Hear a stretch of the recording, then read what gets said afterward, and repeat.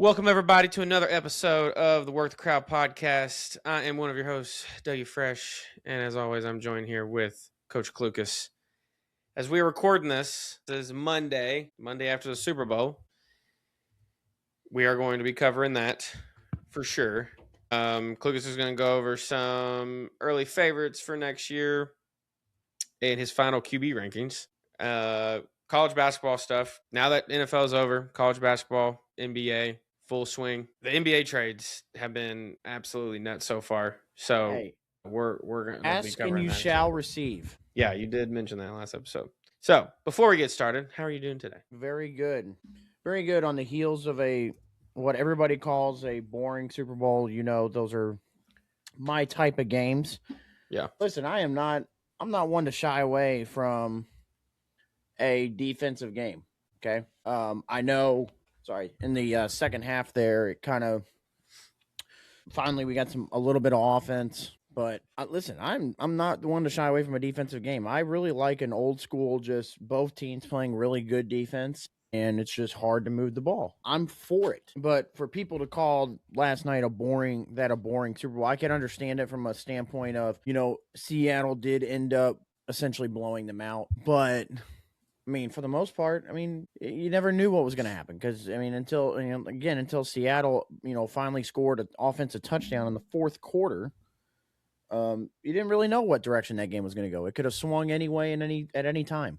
But yeah, I mean, I'm all for that type of Super Bowl, unlike most people. I know most people want, a 55-58 shootout and, but, I didn't hear people last year, and, probably because it was, it's the Kansas City Chiefs it happened to, nobody said anything last year when it was a blowout and how boring that game was. But this year's blowout, because it didn't include the Kansas City Chiefs or anybody else or none of the top teams, it's a problem. So we'll see. Anyways, from the game, this makes me really happy that Seattle ended up winning because I couldn't be happier for Sam Darnold, for a guy that, first of all, that came out of the same draft class, who was the highest ranked quarterback, well, besides Baker, was the second highest ranked quarterback in that 2018 class with Baker Mayfield, Lamar Jackson, and Josh Allen. And he's the first out of that quarterback class to win a Super Bowl, to even appear in a Super Bowl. From everything that he's been through, from seeing ghosts in New York to him and Baker literally in a quarterback battle in Carolina together, to sitting the bench in San Francisco, to last year's 14-3 season in Minnesota, where he came up short, against the Rams in the playoffs last year. To exercise all those demons and to now be able to say that he is a Super Bowl champion quarterback. Couldn't be happier for Sam Darnold. Couldn't be happier. Listen, I mean, if you look at Seattle is literally a team full of people that nobody else wanted almost. Like, how did the Ravens let Mike McDonald go? Like, he was their defensive coordinator. Sam Darnold is literally the quarterback that nobody's wanted, even when he played well last year. Why would Minnesota not re-sign him after last year? Yeah, that's mind-boggling to me. So there's that. I mean, Kenneth Walker's really kind of like he was drafted by Seattle in the first round. They wanted him. But JSN, I mean, was the top receiver picked in his draft, fell all the way to 17th to Seattle. DeMarcus Lawrence moved off the Cowboys, which, by the way, shout out to him because he said he left Dallas because he was never going to win a Super Bowl in Dallas, and everybody clowned him for that, and now he's a Super Bowl champion. I mean, this is literally, Leonard Williams was traded there. Devon Witherspoon fell into their lap. These is literally Ernest Jones and Cooper Kupp were let go by LA to head to Seattle. This is a team full of guys that either teams didn't want to pay before or they just didn't want. And now look at them. I bet you want them now. I bet you Minnesota's kicking themselves that the fact that they didn't re-sign Sam Darnold. Yeah. You look back at Baltimore's defenses last year and how atrocious it was. I bet you it's kicking itself that it wasn't able to keep a Mike McDonald in-house. Now, granted, I know some of those guys you aren't able to keep as long because eventually they do want to be head coaches. But, again, just shout out to Seattle. I wasn't the one, let's go to the Patriots side of things. I wasn't the one that was saying we can't have the Patriots win because we can't have another Patriots dynasty.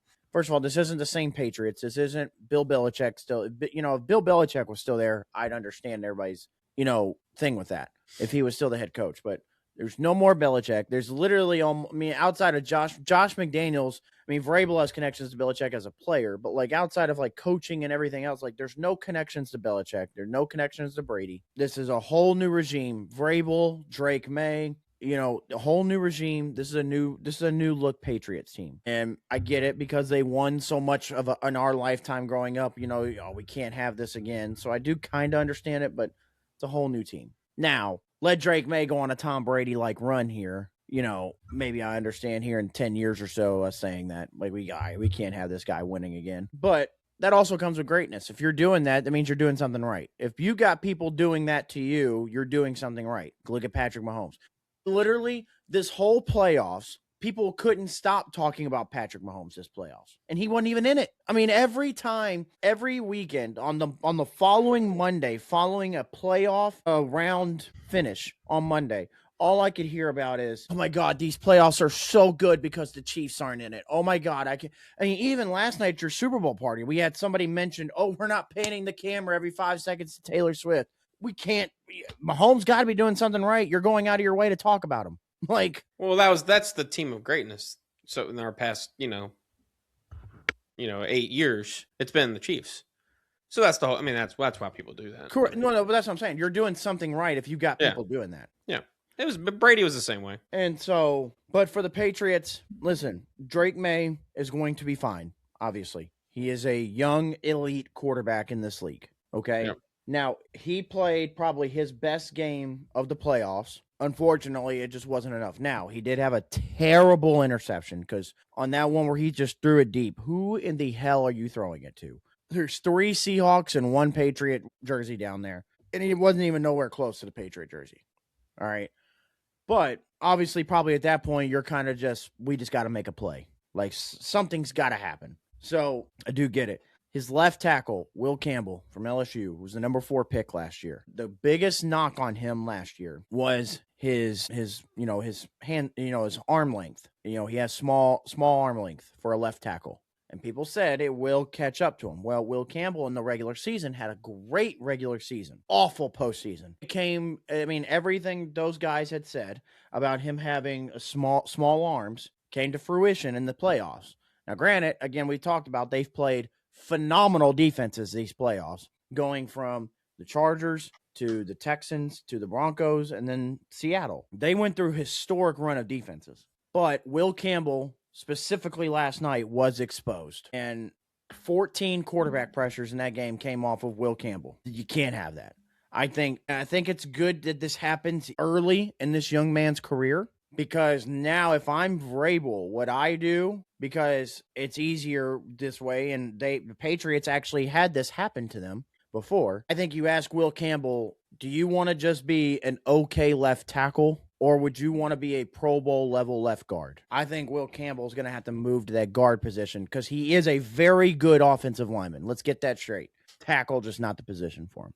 But I think he could be a really good guard. Now, so I think that's and that's why I said I think it's good that you catch this early, because if he had just had the good regular season and you keep going on about this, you don't find this out till later and, later down the road, it's harder to kind of figure out at that point. And it's harder to ask a third, fourth, year player to move positions versus a rookie. Listen, we think you could be very, very, very good if you just move this position. So I think that could be a simple thing, one little simple tweak they can make. Now they'll have to go get another left tackle, obviously, as well to replace that. But that's one simple tweak. 2, while the Patriots receiving core, I think, is very good, where you have Kayshon Boutte, Demario Douglas, Stephon Diggs, you have good pieces. They don't have that guy. And I know Stephon Diggs was brought in to be that guy, but at this point in Diggs' career, he's not that guy anymore. After all, how old he is, the injuries he's been through, he's just not that guy anymore. So maybe this is where we insert an A.J. Brown. I think that's a perfect fit. We bring in a top tier guy to help push Drake May even more, and maybe that helps him get over the hump. And then they got to work on this defense, because while the Patriots defense was good this playoffs, they did rank 21st in the NFL in the regular season. So obviously there is room for improvement. But the Patriots the Patriots are here to stay. As long as, I know we kind of did this a couple of years ago with Joe Burrow, but I mean, as long as Drake May is there, I mean, I feel pretty comfortable now that he's taken into a Super Bowl. As long as Drake May is there, I'm not gonna say their Super Bowl window is there, but they're always gonna be in contention. So I can't wait to see what's left for Drake May. I mean, he did just finish runner. I mean, he was just a runner up in the MVP. If you didn't see, Matthew Stafford won the MVP award this year, rightfully so. Thank you, voters, for getting it right. But Drake May's here to stay. The Patriots are here to stay. So again, last night, I don't think they need to walk away with their heads lowered. Now, obviously, you want to win, but there's more to come with the Patriots. And there's, unfortunately for the NFL, more to come for Seattle, because once again, I'm going to bring up, this team has the 5th highest salary cap in the NFL. And Sam Darnold is on a small contract. So now the biggest thing Seattle's going to have to answer this offseason is Kenneth Walker's a free agent, and he just won Super Bowl MVP. Do you re-sign him? Do you pay him? You know how some teams feel about paying running backs. Do you re-sign him and do you pay him, or does Kenneth Walker walk somewhere else? No pun intended. They got to sign him, especially with the cap space they have. That's not a question. So we'll see. Doug, I know you said you didn't get to watch much of the first half of the Super Bowl, but I'll let you go on. What did you think of the game last night? Well, I'm going to talk about some different stuff. But also, before I start, for anyone who hasn't thrown a Super Bowl party, kind of sucks sometimes, because that's the whole reason I really didn't get to watch a game, because I was doing all kinds of stuff around the house. So next year, I'm not throwing a Super Bowl party. I want to actually watch the damn Super Bowl. Now, one thing I just want to, honestly, I think you covered most of the football stuff. I'm going to talk about some non-football stuff, because I think that's part of the Super Bowl too. The halftime show. I'm going to bring that up right off the bat. Honestly, I thought it was great. I had no problem. I didn't understand a lick of what he was saying, but I knew some songs, and I thought the actual show and the entertainment piece, which is exactly what it should be, was perfect. It was he put on a good show. It actually, according to CBS, was the most watched Super Bowl halftime show ever. 86 million or 126 million, something like that. And that's just a rough estimate still of just from what information they have. So people need to quit being so fucking sensitive about all this stuff. It's not that serious. Honest. And listen, it's not that serious. If you're one of the ones that went and watched the Turning Point halftime show, I'm not knocking you either. Yeah. Whatever you decided to do is your option, your choice. But there's a reason wrong with it. And I just want to preface this. Bad Bunny is one of the biggest stars in the world. You got Taylor Swift and you got Bad Bunny. The NFL is not dumb. They're not dummies. Okay? They want views. They want people watching the Super Bowl. They want people watching the halftime show. And the results prove themselves with the most watched Super Bowl in history. Super Bowl halftime show in history. They got what they wanted. Roger Goodell and the NFL are not dummies. There's a whole reason they're bringing the NFL to other countries and trying to get more views that way. Because when you start bringing everything out of just the U.S. and into the international realm of things, you're going to get tons and tons of more viewership, and that means more TV contracts. That means more money. It's a domino effect. That's all it is.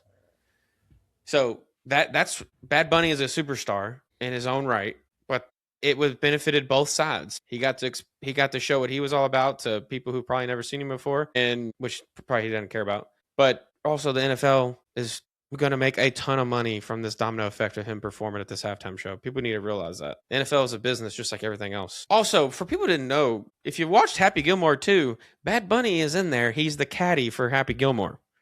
Okay? If you didn't know that. I don't know if people forgot about that or what, but Happy Gilmore 2 was probably a pretty watched show. He was in there.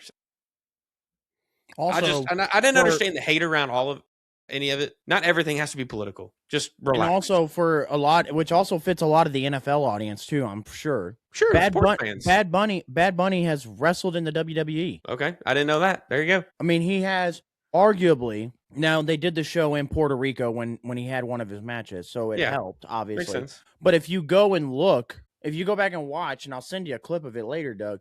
One of the biggest pops in WWE history was when Bad Bunny came out to the ring and he had his music as his theme song. So he's wrestled at WrestleMania. He's wrestled at another event, and he's been a part of a Royal Rumble. Like a lot of NFL fan bases would also mix in well with the WWE fan base. So like he's been a part of that, and you cheered for him then. So I mean, yeah, I don't understand the whole concept of everybody just being upset and Bad Bunny's going to do the halftime show. I'm not watching. I don't care. And obviously the NFL doesn't either because they still got the views they wanted. So, I mean, yeah, it's stupid. The other thing I want to bring up is I don't know if I didn't get to watch it during the game, but there was a Ring camera commercial that a lot of people have been talking about. It's about an AI, like a dystopian world where like AI surveillance is like a normalized thing. And this is about their commercial, and everybody is like screaming outrage for it. I'm not going to give my full take on it just because I want people to watch it for themselves. So if you haven't seen the commercial, go ahead and watch it because I'm sure you can find it on any site. So that's one commercial I urge people to watch. There's good commercials out there for the Super Bowl, but if you haven't watched the Ring camera one, go watch that one. That's all I'm going to say. It's a little creepy. Other than that, from what I did watch, like you mentioned, Drake May is going to be fine, and everybody needs to chill out on him a little bit. He is very, very young too. So in Seattle, I mean, honestly, they were clear as day the best team in football for, most of the season. Honestly, I think pure dominance for most. I would say for most part. And here's what I want to say real quick about Sam Darnold. I'm happy for Sam Darnold too, by the way. You saying everybody needs to chill out on Drake May, which I agree with.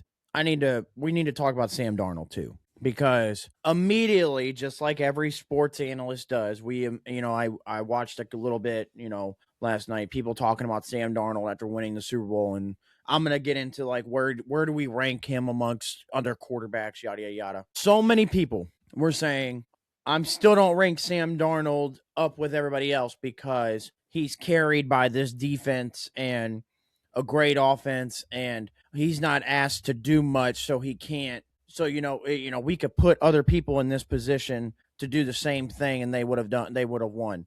Okay. Well, can I tell you what that sounds like? And we did the exact opposite when it happened. That sounds like Jalen Hurts with the Philadelphia Eagles. But last year when Jalen Hurts, he's top 5. He's the best quarterback in the league. Oh my God. Hey, he's the greatest thing ever. But when Sam Darnold does it, we have a completely different narrative to it. So again, we've talked about this before. Every great quarterback has some great supporting cast, which is why you get to that game, okay? You don't get to that game by yourself. That's why Josh Allen hasn't been to a Super Bowl. That's why Lamar Jackson hasn't been to a Super Bowl. You're never going to do it by yourself, no matter how great you are, okay? So that's why Aaron Rodgers only has one Super Bowl appearance his whole career, as great as Aaron Rodgers is.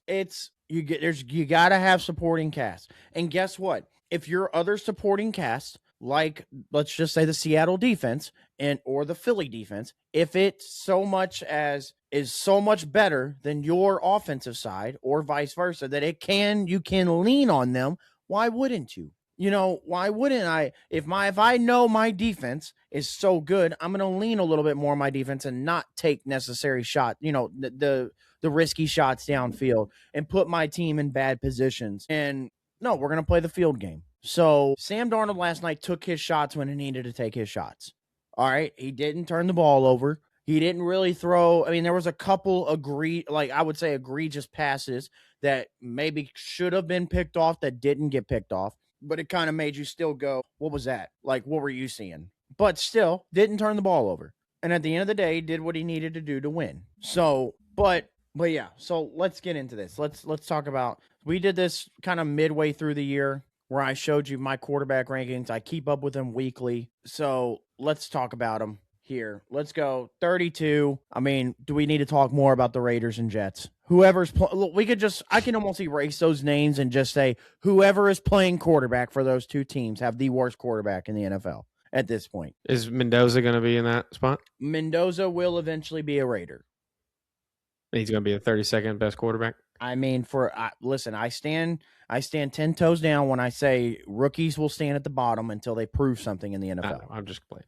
Go ahead. So then 30, I mean, J.J. McCarthy might as well be in that conversation with the Jets and the Raiders quarterbacks right now. I mean, Cam Ward, while did show signs of very much improvement at the end of the year, still didn't play the greatest this year. You can argue this Cam Ward, Shedeur Sanders right here. But so then Shedeur, Kirk Cousins with the Falcons, which who knows what the Falcons are going to do at quarterback now with Kevin Stefanski there. Are they going to, the rumor is they're going to cut Kirk Cousins. So do they go with Penix? They don't have a first-round pick this year. What do they end up doing? Tua and Kyler at 25-26. Two guys that probably won't even be on their team as of next year. So then we get into the offensive rookie of the year, Tyler Shuck at 24. And who would have ever thought that, first of all? Me, as a Louisville fan. So, I mean, you saw offensive rookie of the year? Dude, I knew that Tyler. I'm not joking. I knew he was going to be a good NFL quarterback. No, he had everything. I'm just kidding. Not offensive player of the year, but yeah, I mean, not offensive rookie player of the year. I mean, I agreed with you because I said if he gets into the right system, he can definitely be. Yeah. Just like I was the one defending it, like when everybody was like, "How the hell do the Saints draft Tyler Shuck over Shedeur Sanders?" Well, this is why. Yeah. No. Yeah. That was clear. He's only going to get better too. So Jackson Dart there at 23. Again, if you want to swap those because Shuck won offensive rookie of the year, I'm fine with that. But I like Dart's upside more than Tyler Shuck right now. Bryce Young at 22. Who knows if Aaron Rodgers is going to be a Steeler next year? Could be, could not be. Play anywhere. Yeah, I mean, the fall of Jaden Daniels just needs to be discussed at this point. He got hurt though. He did, but and even when he did play, it wasn't necessarily the greatest. Yeah. And now he's not going to have Cliff Kingsbury next year. So what does this Commanders offense look like? 19, Daniel Jones. Honestly, we could probably swap Daniel Jones and CJ Stroud after his playoff performance because just like Jaden Daniels, the fall of CJ Stroud needs to be studied as well. Yeah, that one's pretty bad too. 17, Jalen Hurts. 16, Bo Nix. 15, Brock Purdy. Again, I told you after this year, I feel like Brock Purdy showed us a lot, not having a lot of his pieces this year. You know, obviously no more Debo. He didn't have Ayuk. Kittle's hurt throughout the year. Trent Williams is hurt throughout the year. Yeah, he still has CMC, but still able to play and perform at a high level. Purdy showed me a lot this year. Baker at 14, Jordan Love 13, Caleb Williams at 12, creeping into that top 10 range. I'm almost, Douglas, I'm so close to cashing in a 2026 Caleb Williams MVP vote right now. Maybe could that be the year? Could it be the year? Now it's going to be a little hard because we'll get into it, into why here in a little bit, but it's but on the line. I'm close. Okay. Trevor Lawrence, phenomenal year this year. Him and Liam Cohen is a match made in heaven. And then 10, Jared Goff. Now, if you want to swap Goff and Lawrence just off this year, I'm okay with that. But overall, I think I would still take, just for right now, Jared Goff over Trevor. 9, Justin Herbert. I think we're going to see a potential MVP race for Herbert next year now with Mike McDaniel as his offensive coordinator. 8, Drake May. Now, last night I had Drake May ahead of Sam Darnold, but out of respect because Darnold just won this game, I'm going to put Darnold just slightly ahead of Drake May. 6, Dak Prescott. And what Dak had a phenomenal. I know the Cowboys didn't make the playoffs this year. Nobody believed in Brian Schottenheimer and what he could do in Dallas, and Dak put on and honestly, if the Cowboys were in playoff contention, Dak would have been in MVP conversations. That's how good Dak was this year. 5, Lamar Jackson. 4, Joe Burrow. 3, the MVP, Matthew Stafford. 2, Josh Allen, and I'm still rocking Mahomes number 1. Let me ask you something. If Josh Allen made it to the Super Bowl this year, you put him ahead of Patrick Mahomes? Yes. If Josh Allen would have made it to the Super Bowl, I would have put him above Mahomes because I think at this point, as a talent, I think Josh Allen might be a little bit more talented than Mahomes. Talented, yes, but I mean, he can't get past those demons. And those are demons we have seen Patrick Mahomes with good teams, with bad teams, just get past every time. So, and I mean, who knows? The Chiefs were on pace to potentially make the playoffs again before Mahomes tore his ACL. So, yeah, and I'm curious to how he plays next year off an ACL injury and how that, it's not even physical probably for these guys. It's maybe more mental. And for a quarterback, that's kind of a bad thing to get is that mental aspect from an injury. Now I'm gonna ask you this question from your list there. Who would you say are your top two for going to be most improved next year? Who's your top two potential quarterbacks? I would say maybe Caleb Williams is one because you already Most said improved. Now, with saying that, I'm not going to take the rookie to next year, like who takes the leap, because that's kind of the easy route to go. Yeah. I would say maybe more who has a chance to move up further the in your most. list. Yeah. Caleb Williams would be one. I think we could potentially see Caleb enter top 5 conversations next year. Top 5? Potentially, yes. I mean, if he wins an MVP, it's gonna be kind of hard not to. Okay. Honestly, I'm gonna put an asterisk next to this, and it won't be my actual answer, but depending on when Daniel Jones comes back, because if he plays first game of the year, then I'm gonna say Daniel Jones. Okay. But that's the asterisk. If we put, if he's not coming back till week 5, week 6 or something like that off the Achilles, then I'm going to pick somebody else because I don't know if he can make that much of a jump by then. But in all honesty, my second one, I'm going to go farther down my list down here to 29. I'm going to say Cam Ward. Okay. I did like how you finished the season. Finished the season very well. He's going to have a new head coach with Robert Saleh, new offensive coordinator with Brian Daboll. We've seen what Brian Daboll did for, even Daniel Jones his first year when he got there in New York. We saw what he was starting to do with Jackson Dart in New York. Daboll knows what he's doing as far as an offense. They'll put some receivers around him this offseason. They'll rebuild this line. He'll have a defense on the other side that will also help out the offense. So I think Cam Ward can make a significant leap into this potentially, I'll say, top 20 range. So I would say Cam Ward probably as my final. Cam Ward and Caleb Williams. I think we could see Caleb go as far as top 5. Cam Ward, we could see enter this top 20 range, right around the CJ Stroud and Jaden Daniels kind of range. Okay. All right. So kind of going off of that, let's go over our early favorites. Yes, let's do it. So, all right, Doug, I did this without, obviously, I'm taking no draft, no free agency into consideration. This is just off the dome predictions for next year. Okay. Did you take salary cap in there? I did. Okay. So off the dome predictions, and I'm going to give some explanations as to why. AFC East, I think the Bills win the AFC East again. I think they're going to make the improvements this offseason, trying to go all in. Patriots right behind them. Dolphins, Jets fall in line. I think the Dolphins is going to take a minute with a new head coach to figure out some things, and the Jets are just still going to jet no matter what. Jet to the bottom. AFC North, I think the Bengals win this division next year, as weird as it sounds. And here's why. They have the third easiest schedule going into next year. And I think with the third easiest schedule, as long as Burrow, Chase, and T. Higgins are healthy, and I'm giving them the third easiest schedule, I think that gives them a pathway to win this division. They got to do some of the freaking defense, though. Good God. They 100%. And listen, I think their first draft pick in that top 10 is going to be a defensive player, and maybe, depending on who it is, it will help out tremendously. All right, behind them, I have the Ravens.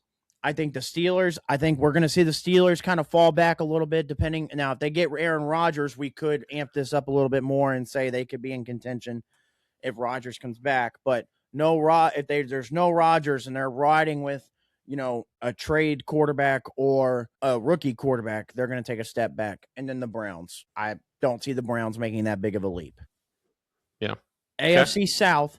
I think the Jaguars win this division again. I think they're kind of there to stay for the most part. Now, the only thing that we as Colts fans, Jacksonville has the 10th easiest schedule next year, but the Colts have the 4th easiest schedule. Now, this is all based off team records this year. Obviously, everything will change in free agency and everything, how we look at strength of schedule. Right.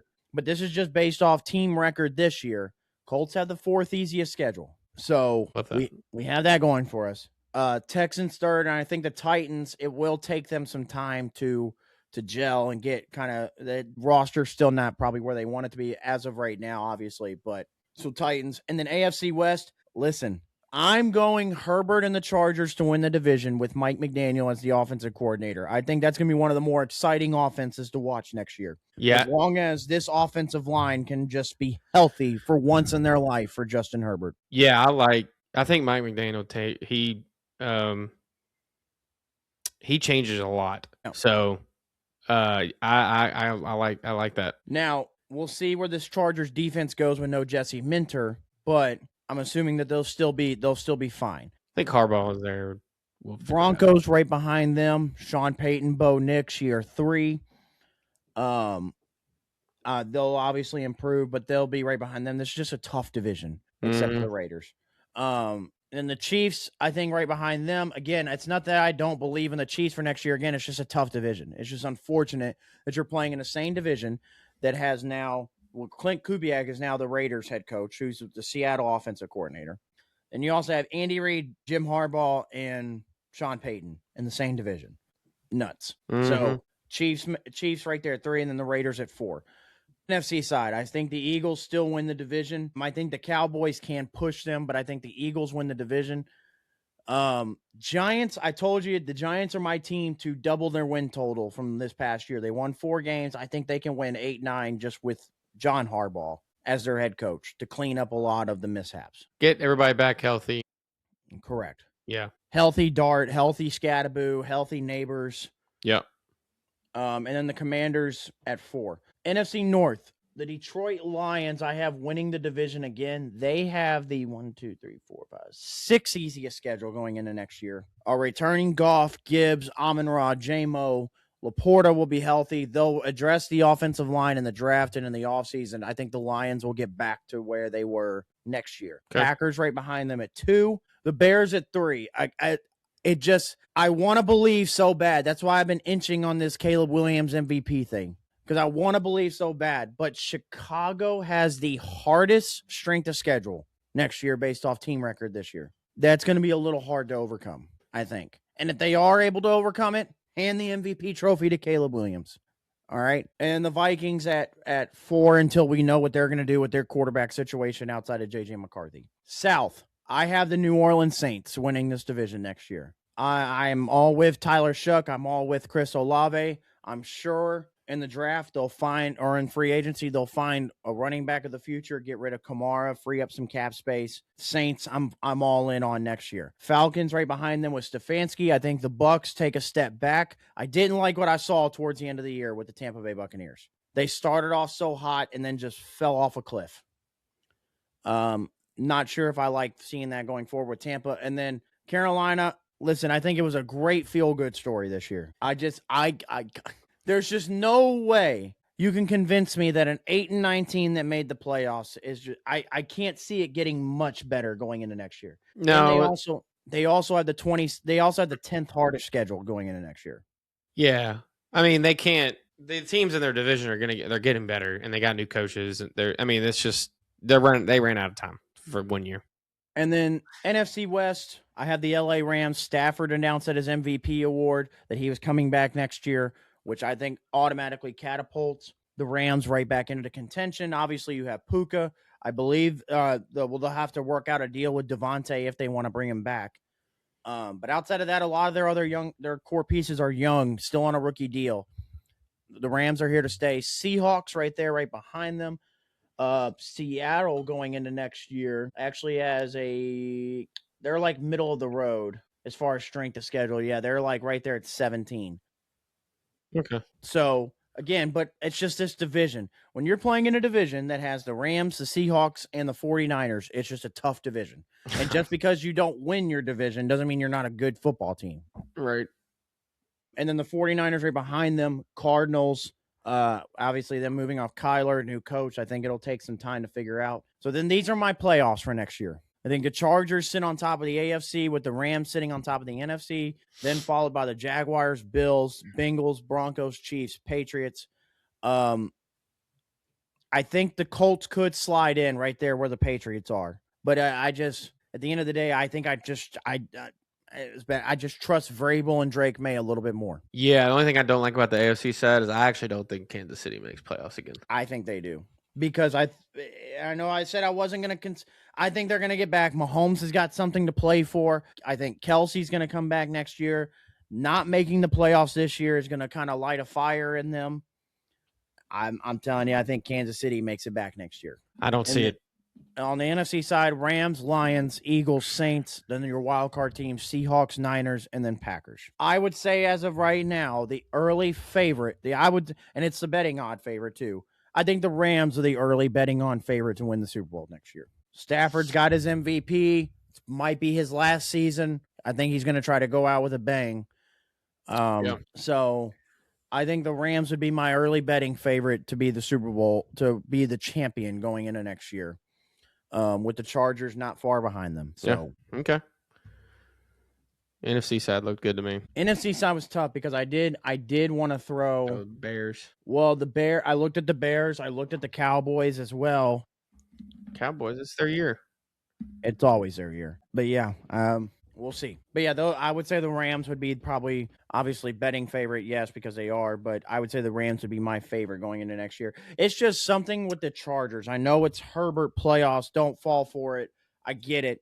But something about Mike McDaniel being there, the mad scientist that he is, and you looked, and actually what's funny is his first year in Miami, which was, 22, I think? I think so. 21, 2022, somewhere around there. 21. This popped up a while ago, but it made me remember it. I had made a Facebook post where I had said, if you look at the way the Chargers and the Miami play offense, Mike McDaniel runs his offense like Justin Herbert is his quarterback, and the Chargers run their offense like Tua is their quarterback. Well. Let's just mix them together. How about that? Mike McDaniel, listen, I mean, we've been watching, and that's been kind of like the one thing with Herbert is up there. He's not Josh Allen, obviously, but he's up there with the talent level. Like, it's there. We just got to, one, see it on the field, but two, we haven't really seen him in an offense that's allowed him to showcase that. And now we do. And I'm excited. Can Mike McDaniel help Herbert get over this playoff hump? And obviously, but again, the biggest thing is going to be, for once in their life, these offensive linemen are going to have to be healthy for Herbert. Yeah. Or he's not long for the league, unfortunately. And, I think that pretty much sums it up. And I think, as sad as it is that football in general is now over, college and NFL, but as sad as it is, we also now are getting into prime basketball time. So now let's get into some college basketball and give some updates there. Yeah, let's talk about college basketball. Kentucky's now back in the top 25, which I don't know how I feel about that. I really think, I don't know. I mean, they're coming together a little bit. I do think there may be some other teams that should have been in over Kentucky. But listen, I'm all for that. I'd rather be not ranked and be the hungry dog. Like, yeah, sure. I don't want to be, because I feel like, especially with Kentucky, what they do is they get either a lower rank, like from what they were, and then or not ranked, and they play better because they're chasing now. They're chasing and trying to prove. I feel like once you put that number next to their name, they're like, yeah, we've made it. Go us. No. That's why last week I begged the week that they beat Ole Miss or they beat LSU and then Ole Miss, and they had that Tennessee win as well. They talked about us being ranked, and they didn't. And I was like, thank God they didn't rank us. Which luckily they didn't, because then they got turned around. They got their ass stomped out by Vanderbilt that next game. But yeah. This Kentucky team is just it's so frustrating to watch. And because I don't know what team I'm getting on a night in and night out basis. I don't know if I'm going to watch something that's just not watchable on TV, or if I'm going to get one of the most exciting things I've ever seen. It's so up and down. And the other problem is, I don't know. It can happen in either half. I can get the most unwatchable product on TV in the first half and then get the most exciting thing I've ever seen in the second half. It's so frustrating to watch, but it's been so exciting at the same time, because now first of all, where I told you a couple weeks ago, I was teetering on the Fire Pope line. I'm not teetering anymore, because eventually now at some point I have to look at it as a basketball guy and just be like, and just say they're clearly making improvements from where they were. That's coaching. So, yeah. Well, that, and you don't have Low and you don't have JQ, then you do have Low, then you do have JQ, and you had to learn how to play without them before, then you got to learn how to play with them, and now they're gone again, so now you had to learn how to play without them again. So it's kind of like now there's some consistency involved, and Pope can now pick the lineups that he needs, that he thinks are going to win each game, and now the players are starting to develop chemistry in those lineups. So, I think as long as it, I mean, yes, you can easily add JQ back and learn how to play with him. He's a great player, but I still think that does hurt some teams for a couple, for a little bit until you learn the chemistry piece, and No, for coaching till you can figure out the lineups. For sure. And the other thing that's really helped is Ortega always finally started playing like he was last year. I mean, you needed that. He's finally got back to, he got his head out of his ass. He's back to playing how he was last year. That made us love Ortega last year. Mm-hmm. And the other one is Colin Chandler. Now, the thing is, beginning of the year, he was arguably our best player. He was our most consistent scorer in the losses. Then when we started mixing in towards the middle, when we got into the North Carolina game and all that, he kind of went through a slump where he was just playing some of the worst basketball. It really made me consider, should Colin Chandler be playing Division I college basketball? Because I'm watching, I don't remember what game it was specifically. If I can try to find it real quickly. There was one game, I'm pretty sure it was the Alabama game. And the first game of conference. I think it was. That was kind of the last game where he started playing bad and he kind of picked it up. But that Alabama game where I watched, where Alabama as a team hit 15 threes in that game, and I'm pretty sure 9 or 10 of them were in the first half. I'm pretty sure out of those 10 that they hit in the first half, 7 of them were while Colin Chandler was on them, because Colin Chandler could not stop going under screens. And this is where I'm kind of like, I question if you're a Division I basketball guy, because it's simple basketball where, hey, even if my scouting report said this guy can't shoot, okay, I maybe trust that scouting report for 2 threes. After you've hit 2, fuck what that scouting report says. I'm going over my screens from now on, because I'm not going to let you continue doing this. It's the same concept when people play, pickup basketball or anything else. Sure, if you don't think this person can shoot, maybe you don't guard them. But guess what? After 2, you better start stepping up now, because guess what? He's proving he can hit now. So Colin Chandler, I was ready to kick him off the team, and I was ready to get him out of here, because how do you continuously go under screens? Then he flipped the script. He started playing a little bit better. The LSU game, he had the full court pass to Malachi Moreno, which ended up being the game winner. Colin Chandler has ended up hitting crucial buckets in both the Tennessee games, and then the Arkansas game last week, he had a crucial bucket late in the second half. He's quietly became one of our better players again, and I'm happy to see that. But I will tell you this, and this is where I'm going to end my Kentucky basketball talk for the remainder of this podcast. Brandon Garrison has to go. He cannot play He cannot play basketball at Kentucky. I don't think he can play Division I basketball. I know I just said that about Colin Chandler about earlier this year, but I don't know what Brandon Garrison does good on a basketball court.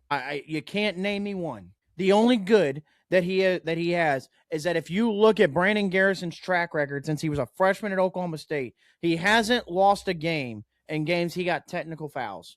That's not necessarily a great stat. So, but it's also at the same time also has me just going, why not just start him and have him start with a technical foul? Fuck it, why not? But yeah.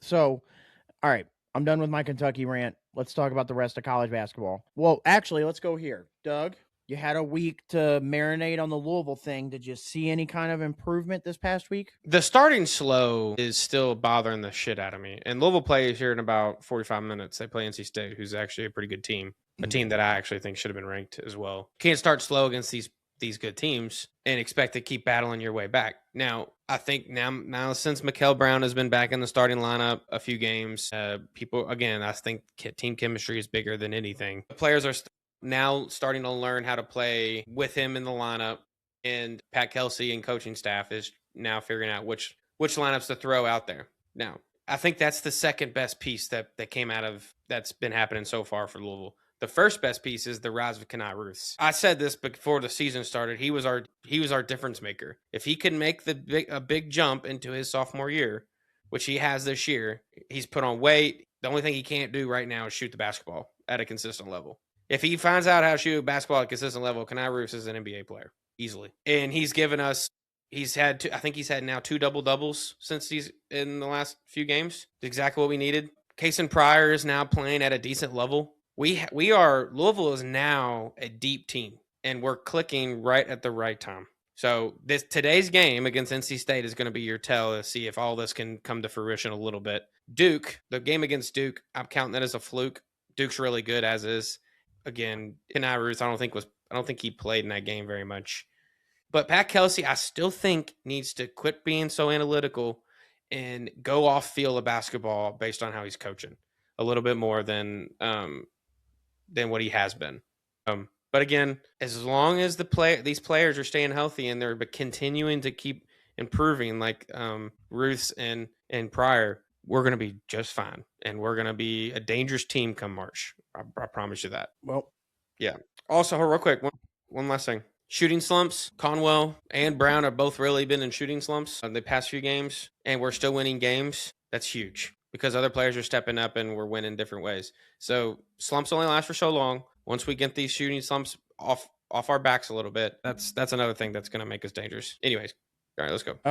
Also tonight we get a great game after the Louisville game, 9:00 in Kansas, Arizona, Kansas, in Lawrenceburg. Can't wait.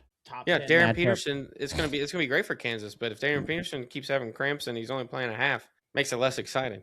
He played the full game this past week. I know. Against Utah. In that game, he had wrong one.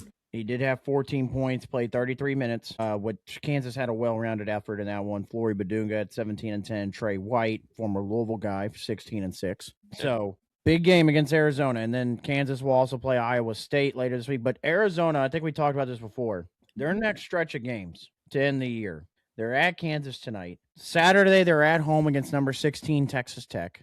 Then the next game, they're at home against number 22 BYU. Then they're at number 3 Houston, at Baylor, at home against number 9 Kansas, at home against number 5 Iowa State. And then they close out the year against Colorado. We're about to find out if Arizona is truly the best team in the country.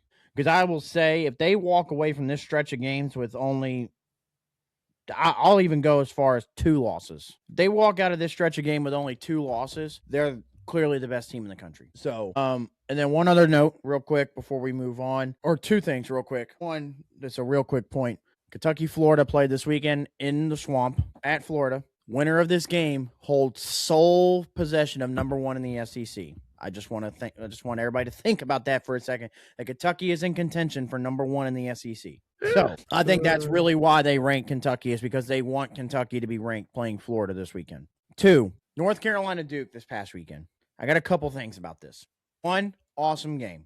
Great game. Ended with the Seth Trimble 3 at the buzzer. Here's my thing. Let's talk about the court storming a little bit. I am all for court storming, but I am also all for, we talked about this earlier in the year when we watched the Virginia and Florida State game towards the beginning of the year, when the Virginia field storm happened while players and stuff are still on the field and such. I'm all for player and coach safety. I think I'm all for court storming. I think it's a big part of what makes college football and college basketball what it is. We got to just figure out a way to make it safer for coaches and players. I'm not sure what the system is, because when you have, 20,000 plus students and fans all rushing at one time, you can't really do it. There's just got to be a better way to protect them, I think. Well, yeah, the only answer is the stadium infrastructure. You got to build barriers, make it harder, more or less entrances to the court for students to get down, like they're, stuff like that. Other than that, it's hard to control. Like you said, it's hard to crowd control with 20,000 people trying to get down on the court. The Duke, honestly, I think this is a little to blame on Duke's side, a little bit. And the reason I say that is they already stormed the court once, and then they were going back on the court to finish the game because it got called back that they had 0.4 back on the clock. The coaching staff and the rest of the bench players should have been in the locker room already. There was no point. I know you had a chance to tie the game. Where you can feel a court storm, because you can kind of get a feel when a you should be close, at least close to the entrance to the tunnel. You can still watch the game. I think at that point, once we feel a court storm or a field storm coming, it's more so, all right, it's not so much of a disrespect thing to say fuck the handshake, but it's time to just ix the handshake and just move on. Yeah, and I think, I'll be honest, it's a little soft for the way Shire handled it. Oh, 100%. Because if it was the other way around, he would not be saying the same stuff. Not even close. No. 100%. Yeah. Um, Great game, though. Fantastic game. Second, real quick. Somebody said it at Barstool this past week, and I agree. I don't want to hear Carolina and Duke is a great rivalry anymore for one reason. I don't know if you saw Saturday morning, Doug. Jay Williams at the desk started a Tar Heel chant in North Carolina. I didn't see that, but that I would go against. I would never do that against a Kentucky thing if I was in that position. I'm not. You won't see me counting the CAT. As a guy that has his jersey retired at Duke, is a national champion at Duke, is a college basketball player of the year player at Duke. I don't care what you do. In no way, this would be as similar to Urban Meyer saying "Go Blue" in Michigan. It would be similar to Jim Harbaugh walking into the shoe and starting an O chant. No, it doesn't happen.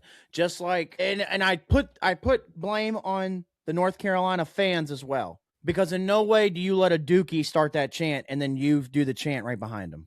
Because if I'm a Tar Heel fan, if I was them, what I would have done is when he started that, because he's going to want clicks and views off of it, which is why he did it. When he started it, if I was that fan base, I would have remained silent and made Jay Williams look like the idiot. Listen, no top rivalry in the country will you see an opposing former player, coach, anything, start a chant of that rival. In no way. It's never going to happen. So that kind of threw me off a little bit as far as calling this a top rivalry anymore. All right, now let's talk about the NBA side of things. Because, Doug, last week I asked and I begged for some trades. And we finally got them. And boy, did they start to come in waves starting Monday last week as soon as we got done recording, pretty much. Let's just start. I'll just go through some of the major ones. So the first one here, let's talk about this one. The Grizzlies trade Jaren Jackson to the Jazz. Jaren Jackson, Jock Landale, John Conchar, Vince Williams to Utah in return for Walter Clayton, Kyle Anderson, Taylor Hendricks, Georges Niang, and 3 future first-round picks. Jaren Jackson is now a member of the Utah Jazz. That was kind of a shocker. Didn't expect Jaren Jackson to end up in Utah. How about the 76ers just giving up Jared McCain to the Oklahoma City Thunder for absolutely nothing? I mean, we're talking Jared McCain was the hands-down rookie of the year last year until he got hurt, and they just hand him off to OKC. That doesn't make sense. The other blockbuster one that I was very happy about, the Cavs send Darius Garland and a second-round pick to the Clippers for James Harden. Boy, does that make me happy as a Cavs fan. Because finally now in the playoffs, it's not just going to be, and this should make you happy, Doug, as a Donovan Mitchell guy. We've watched the playoffs. The Cavs have been very good. But in the playoffs, it seems like everybody else kind of disappears, and the offense in Cleveland becomes Donovan or nothing. And Donovan can go score 40 all he wants. He's not going to beat anybody by himself. Now you put somebody next to him like Harden that's capable of scoring. Now let's see if this Cavs team can make a run in the playoffs. The other kind of big one, well, first of all, let's talk about the Lakers a little bit. I don't know what J.J. Redick is doing. I mean, yeah, they needed to get rid of Gabe Vincent, but trading him for Luke Kennard was not the answer. Okay, for somebody that went on ESPN and talked about players back then playing against plumbers and milkmen back then, that seems to be all the type of players that he seems to get on the Lakers is nowadays plumber and milkmen. I mean, it's I don't understand what's going on. And then the last kind of bit, the last two kind of big ones, the Celtics get Nikola Vucevic from the Bulls. They traded Anthony Simons. The Pacers, kind of a big move. They get Zubac from the Clippers, which kind of makes the Pacers exciting, obviously, going forward. They're dead last in the East this year with no Halliburton. But I'm going to add next year a healthy Tyrese Halliburton with Zubac and a potential top 3 draft pick that could be either Darren Peterson, AJ DeBanza, or Cam Boozer. Pacers could be very, very good for years to come. And then the last kind of big one, or the last two big ones, Warriors finally get rid of Kuminga. They add Porzingis. Kuminga and Buddy Hield for Kristaps Porzingis, which if Porzingis could just stay healthy, could be very good for Golden State. Problem is Porzingis just can't ever stay healthy. And then the last big one, Anthony Davis, traded again. So Anthony Davis, Jaden Hardy, D'Angelo Russell, and Dante Exum heading to Washington for Chris Middleton, AJ Johnson, Tyus Jones, Marvin Bagley, a 2026 first-round pick via Oklahoma City, a 2030 first-round pick via Golden State, and 3 future seconds. So Anthony Davis had played a total of 32 games with the Dallas Mavericks out of the Luka deal before he's traded away again. Lakers got a steal, it seems. I mean, yeah. I mean, we knew that from the get-go. The only other trade that I would want to talk about real quick, Rob Dillingham traded from Minnesota to Chicago. Thank God, free Rob. Now maybe we can finally see what Rob Dillingham can do in the NBA. Thank God. The only other, and then one last thing. Mike Conley was traded 3 times this trade deadline, Doug. Yeah. Started in Minnesota. He was traded from Minnesota to Chicago, traded to Chicago to Charlotte. Charlotte waived him. Guess where Mike Conley's going now?